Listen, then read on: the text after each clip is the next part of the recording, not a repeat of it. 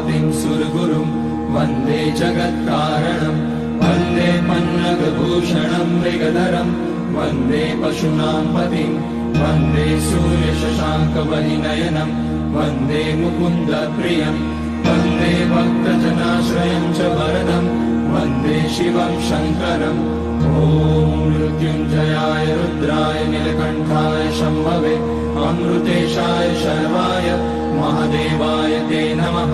नमस्तेऽस्तु भगवन् विश्वेश्वराय महादेवाय त्र्यम्बकाय त्रिपुरान्तकाय त्रिकाग्निकालाय कालाग्निरुद्राय नीलकण्ठाय मृत्युञ्जयाय सर्वेश्वराय सदाशिवाय श्रीमान् महादेवाय नमः। ॐ नमः शम्भवाय च मयोभवाय च नमः शङ्कराय च मयस्कराय च